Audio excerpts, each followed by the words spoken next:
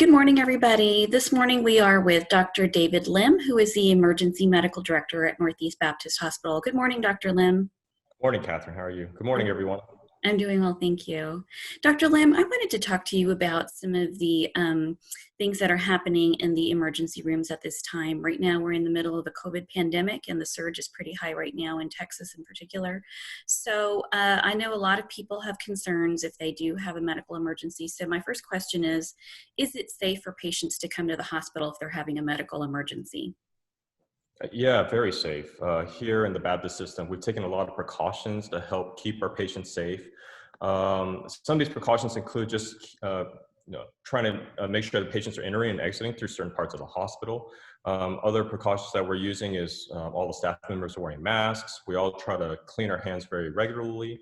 And in fact, when we're trying to transport a patient that has COVID-19, we're taking a lot of precautions and minimizing exposure and making sure all the patient rooms are closed, cleaning up after the patient. We terminally clean the rooms, so we're actually sanitizing the rooms after a patient's been, that we believe has COVID-19.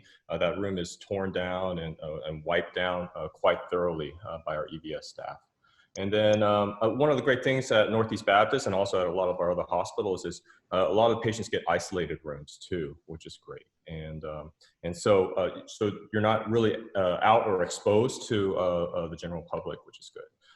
Finally, we have specifically at Northeast Baptist during certain hours, we have opened up a certain part of the ER that's going to be for non-COVID emergencies.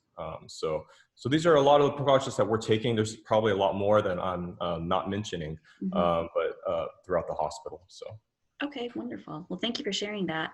So if somebody is having a medical emergency, what should they do? Should they call 911? Should they just go directly to the ER, call their doctor? What's your advice? Yeah, no, of course. Even though we are in the midst of a pandemic, we are still seeing many heart attacks and strokes, and it's important not to diminish those type of emergencies. If you feel like you're having a significant emergency, the best thing to do would to be call 911.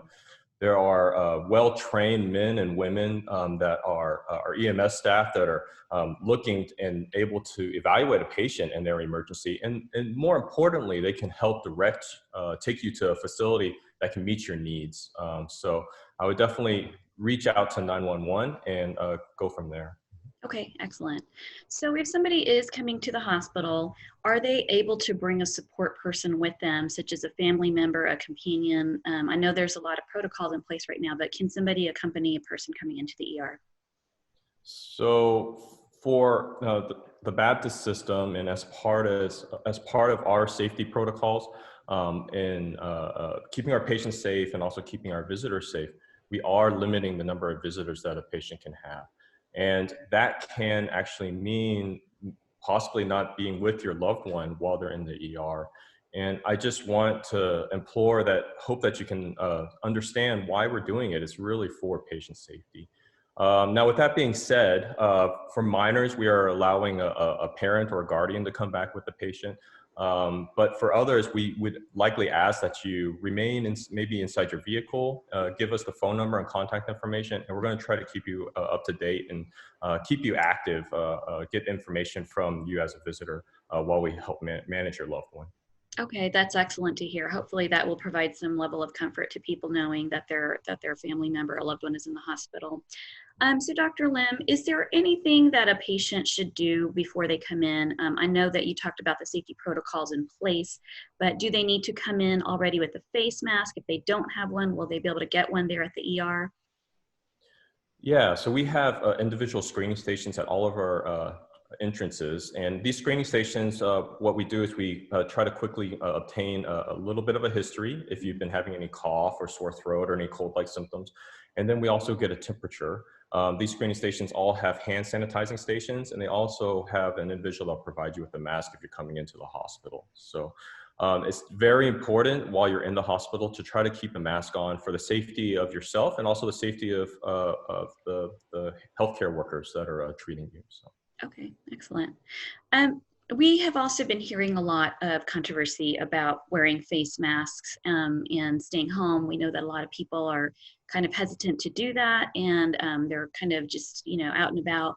So why is it important for people to do their part by wearing a face mask, washing your hands regularly, and adhering to the social distancing guidelines that have been put out, so that way we can reduce the spread, particularly so they don't end up in the ER or the hospital? Yeah. So coronavirus is indiscriminate. We've seen patients very young that become ill with the disease. Unfortunately, those that are older or with comorbidities tend to not fare as well as those that are younger. But don't let that don't let that make you feel confident in yourself if you are young. We are still seeing very ill young patients. So it's very important during a period such as this pandemic that we try to limit the amount of exposure. And that's going to be with guidelines such as face masks, hand washing, and social distancing. We try to maintain that also within the hospital. But the most important thing is not only does it protect yourself and your loved ones and your family, it also protects us as healthcare workers too, to maintain those type of precautions. So. Okay, excellent advice.